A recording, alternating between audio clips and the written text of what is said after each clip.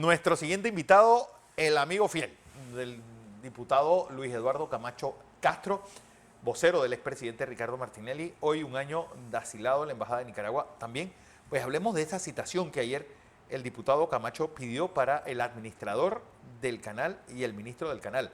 No, yo voté en contra. ¿Tú votaste en contra? Sí. Ah, mira, pues ayer pareciera que fuera una especie de unanimidad que hubo allá. No, y te explico, voté en contra por razones de forma y de fondo. De forma porque para mí está claro que la Asamblea no puede citar al administrador del canal, el cual yo no soy necesariamente simpatizante de muchas cosas que han hecho directivos del canal, Sí. pero a mí me gusta la legalidad, ¿no? Y la norma constitucional, el artículo 160 de la Constitución, define claramente cuáles son los funcionarios que puede citar la Asamblea. Y esta es una característica, ¿no? Son los funcionarios que nombre o ratifique la Asamblea Nacional, o una lista de funcionarios entre los cuales no se menciona al administrador del Canal de Panamá, fundamentalmente porque los que en su momento puede citar la Asamblea, aparte de los que nombra, son aquellos que nombra el órgano ejecutivo y que requieren de una ratificación o aprobación de la Comisión de Credenciales y del Pleno. En el caso del administrador del Canal de Panamá, él es nombrado por la Junta Directiva del Canal de Panamá. Entonces ese es el aspecto de forma. Considero que esa citación viola la Constitución de la República, como la que en su momento hicieron tratando de aprobar una comisión de investigación, ajena a las funciones judiciales que tiene la Asamblea. Y pues de forma porque, Fernando, yo creo que tú y yo somos personas que podemos decir tenemos experiencia en temas de comunicación y sobre todo comunicación estratégica. Sí. Aprobar esa citación con ese cuestionario es casi ayudar al presidente Trump en su campaña de mentiras. Claro. Si yo fuera el equipo de Trump, que es muy bueno y tiene toda la plata del mundo para manejarlo en temas submediáticos, yo uso esa resolución para decirle, mire, hasta la Asamblea Panameña está dudando de la soberanía panameña en el canal. Sí. O está dudando también, o está indicando que posiblemente los chinos están metidos en eso. Es lo que yo haría, si fuera, obviamente. Y no es que quiero darle ideas, sino ese es lo que provoca. Uno no puede decir que es buena la intención, pero como dice el refrán, Fernando, de buenas intenciones está empedrado el camino hacia el infierno. Así que, y eso fue lo que pasó, ¿no? Pero bueno, aquí nos tiene otro tema. El tema de Ricardo Martinelli. Tema de Ricardo Martinelli. Un año ya, ¿eh? Pareciera que fue ayer. Mira, hace un año, un 7 de febrero. Al mediodía. El presidente Ricardo Martinelli entra a la Embajada de Nicaragua y solicita asilo político, que le fue conseguido inmediatamente. Fíjate que las decisiones de asilo no se dan así tan rápido, por esta fue instantánea por parte del gobierno de Nicaragua.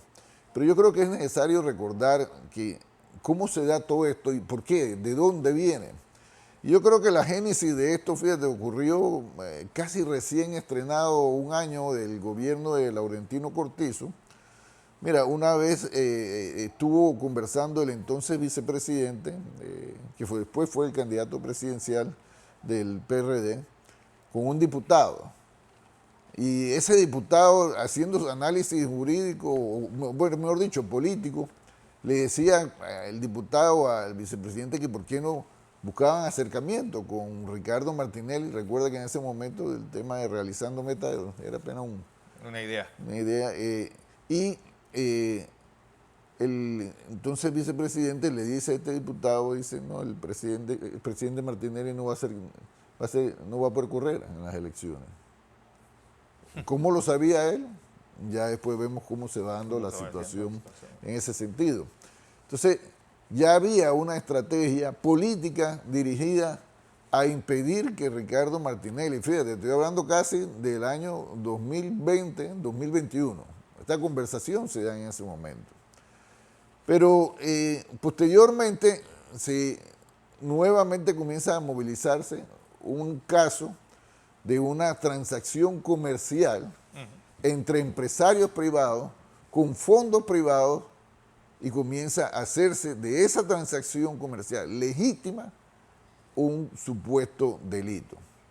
Y ya todos sabemos lo que pasó en esa audiencia porque además la transmitieron públicamente. Sí, sí. Es lo que estaba diciendo el licenciado Carrillo hace un momento. Y el perito estrella de la Fiscalía certificó que todos los fondos que aportó Ricardo Martinelli en esa transacción eran lícitos, eran legítimos, provenientes de sus cuentas de banco que tenía antes de ser presidente de la República. Así que mira el tiempo que había pasado. Pero llevado hoy al tema del asilo, yo creo que es importante, mira, tú sabes que mi rol con Ricardo Martinelli, aparte de ayudarlo en comunicación, ha sido el ser una compañía en este calvario que él y su familia han tenido por más de 10 años. Y ayudarlo no solamente como compañía, sino protegerlo de la persecución política más salvaje que yo he visto contra una persona en este país. Siempre los militares le dejaron una puerta abierta para que se fuera. Exacto, pero en el caso de Ricardo Martinelli, fíjate, para poder protegerlo, hemos tenido que tener siempre la labor de inteligencia, ¿no? Porque tú sabes, para poder protegerte y asesorarte hay que tener información. Y plan B y C. Y mira, Ricardo Martinelli toma la decisión de asilarse hace un año, el 7 de febrero, porque el día anterior yo confirmé una información que ya me habían estado dando, pero que había tomado la decisión de no comunicársela a él todavía porque todavía había algunas dudas. Ya que hace un mes antes, a mí una persona muy vinculada al gobierno me dice, no, ya la decisión de meter preso a Ricardo Martinelli está tomada. Recuerda que ya se había dado la sentencia política para inhabilitarlo, porque la sentencia es política porque buscaba inhabilitarlo. Ya se tomó, es más, dijo, están arreglando, mandaron a arreglar la famosa casa esa de Renacer para retenerlo ahí. Eso lo tuve, esa información un mes antes. Pero como siempre hay información, y temas como eso uno realmente tiene que esperar y preverizar. Pero el día 5, a mí se me acerca una fuente de mucho peso y me dice, Camacho, el jueves de esta semana van a detener a Ricardo Martinelli.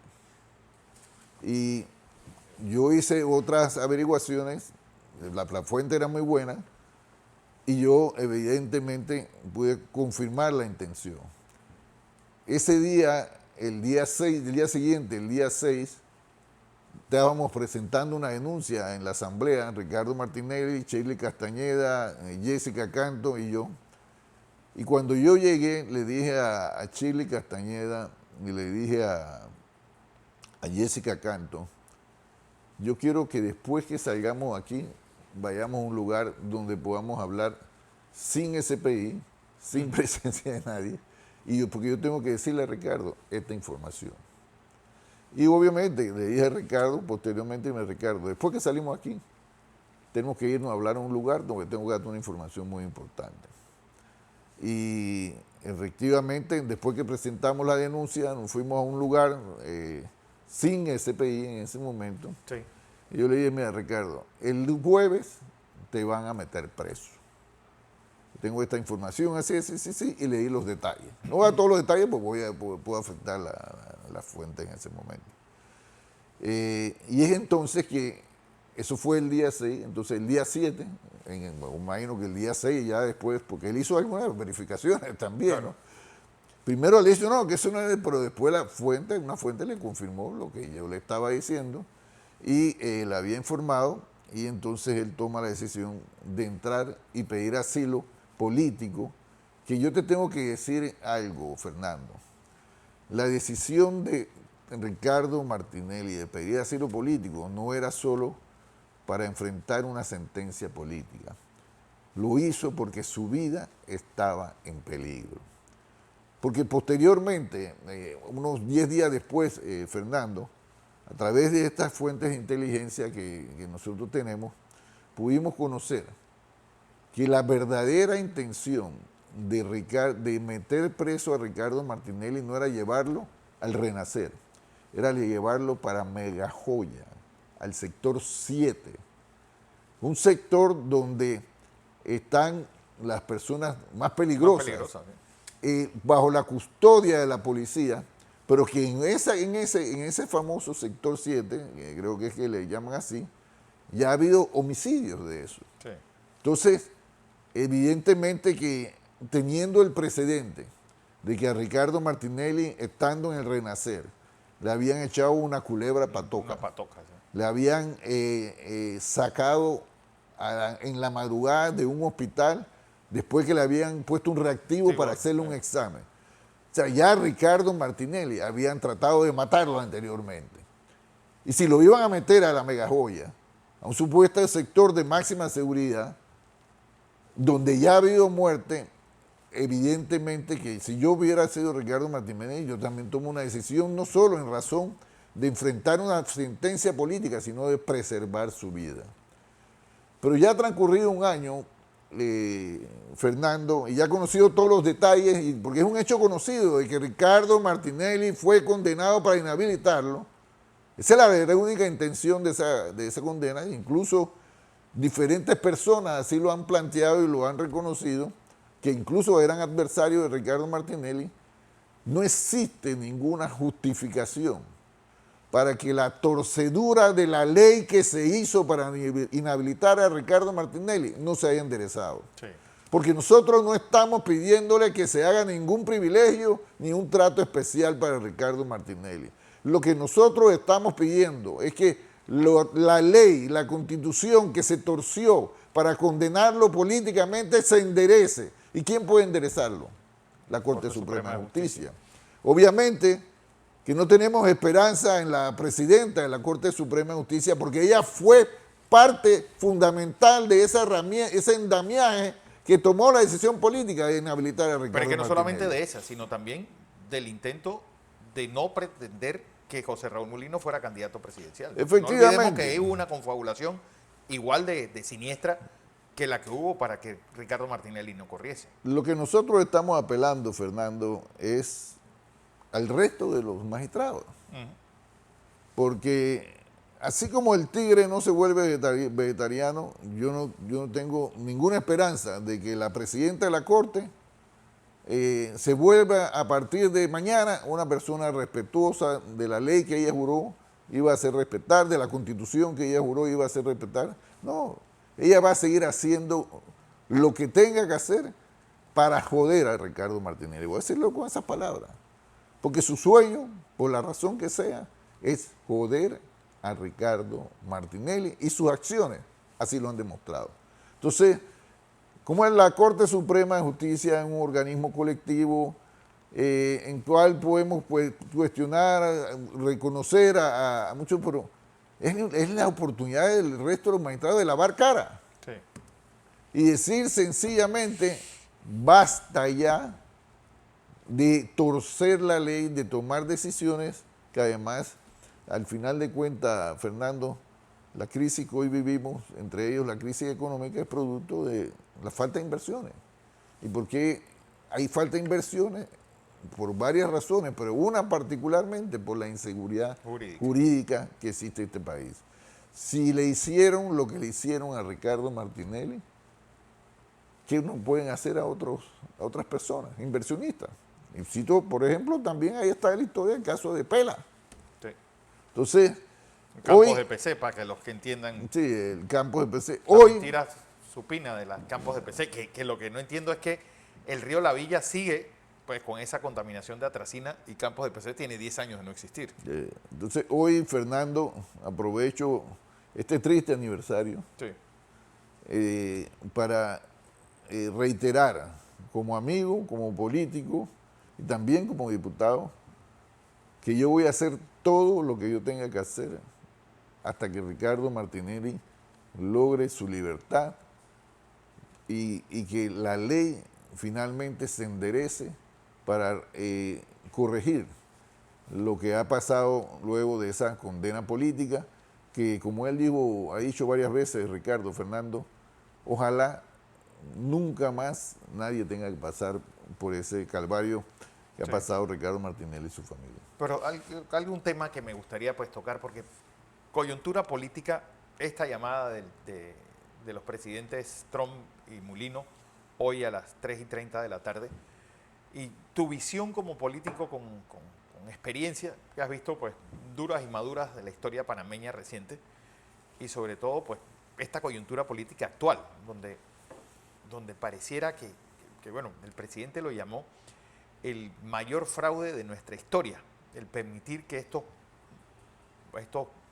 miembros de este movimiento Vamos se consoliden como partido, funcionen como partido sin serlo. Sí, pero no solamente el fraude, porque recordemos, como tú bien mencionaste hace poco, fueron con una bandera, incluso en la papeleta. Que había, sí, se le permitió tener una bandera. Se le permitió una bandera. No los colores que dice la ley, ¿no? Sí. Y se le permitió lo que no se permitía, que era participar en temas de plancha. Sí. Pero más allá de lo que se hizo para favorecer la corriente libre postulado que se autodefine como Vamos, está el hecho cierto también de que, además de inhabilitar a Ricardo Martinelli, cuando Ricardo Martinelli logra algo inédito, algo que nunca había ocurrido en este país, sino traspasar el voto, su liderazgo hacia el candidato presidencial que realizando metas escogió en su reemplazo, el hoy presidente José Raúl Mulino, eso nunca había ocurrido en la historia de este país, no, Fernando. El endose. Ese endose en las encuestas se vio tan claro que entonces hubo una intención para sacar también de la carrera a el presidente Mulino. Y el mismo presidente Mulino lo ha dicho en varias veces, como ha dicho también que él vio el juicio de Ricardo Martinelli como abogado, él tenía que concluir que ese juicio había sido una patraña. Sí.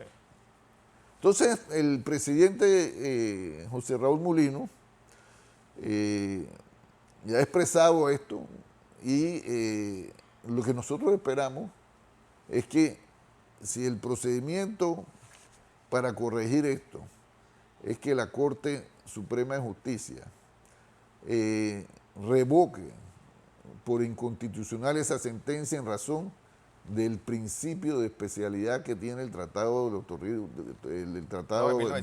Extradición, el Tratado de Extradición, que, te reitero, cuando el juez Torres tomó la decisión de decretar extraditable a Ricardo Martinelli en Estados Unidos para que el Departamento de Estado decidiera si lo extraditaba o no, el juez Torres sentenció, pues yo estaba ahí, dijo, lo declaro extraditable, pero si se da la extradición va amparado en el principio de especialidad. ¿Qué es el principio de especialidad? Que él solo puede ser acusado, investigado y juzgado por esas causas que se le señalaron. Y que no puede ser procesado por ningún supuesto hecho que se haya cometido antes de esa extradición. Y este caso que tiene la condena de Ricardo Martinelli fue un caso prefabricado posteriormente, pero que los hechos son anteriores a la extradición de Ricardo Martinelli. Entonces, ahora que estamos hablando de la violación de los tratados por parte del presidente Trump, es bueno traer también la violación del tratado de extradición entre Panamá y Estados Unidos por parte del gobierno panameño, por parte del Estado panameño. Porque es el Estado el que está violándole los derechos y las garantías a Ricardo Martinelli y a muchos otros panameños. Entonces, el momento ese es propicio, ¿no? Sí. Para que si vamos a hablar de exigirle a Trump, el presidente Trump, que cumpla con el tratado de neutralidad, porque ya el tratado, bueno, el tratado de Carter ya es prácticamente historia. Nosotros tenemos que dar el ejemplo y cumplir el tratado.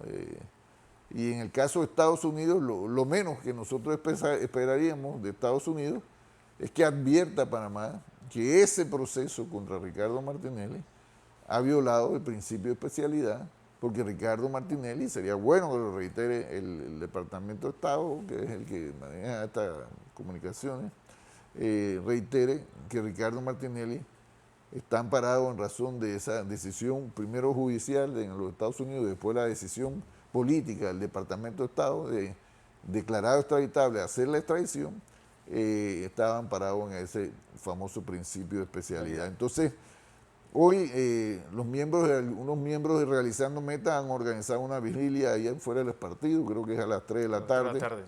Sí.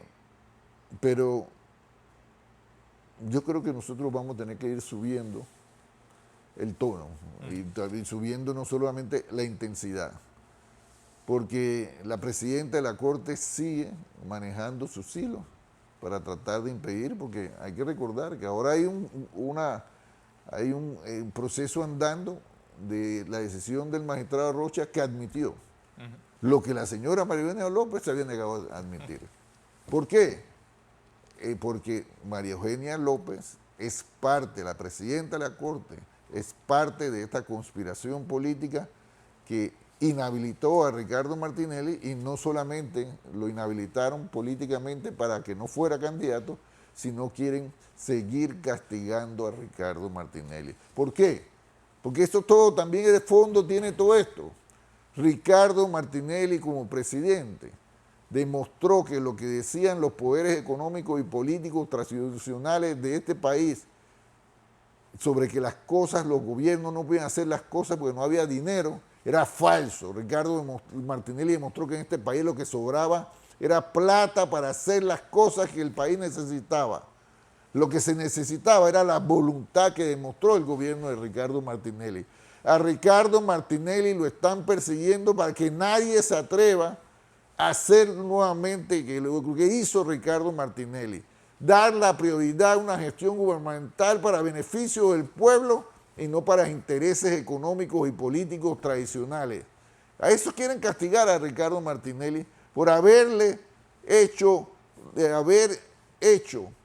que aquellos que tienen recursos millonarios, que no pagan impuestos, pagaran, y que los que no pagaban lo suficiente pagaran los correctos, Fernando. Ese es el castigo que le están, por eso ustedes quieren castigar a Ricardo Martinelli, para que nadie más se vuelva a atrever a hacer una gestión que tenga como prioridad el beneficio de los miles de panameños, particularmente los más necesitados, y no el beneficio de los tradicionales poderes económicos y políticos. Y fíjate, ahí está el gobierno de Varela y el gobierno de Cortizo, que fueron la extensión de esos gobiernos que sirven a los poderes económicos, a los poderes políticos tradicionales, y no le sirven al pueblo. Dos gobiernos que destruyeron el país, destruyeron la economía, y que sencillamente ese es el tipo de gobierno que quieren esos poderes egoístas, mezquinos,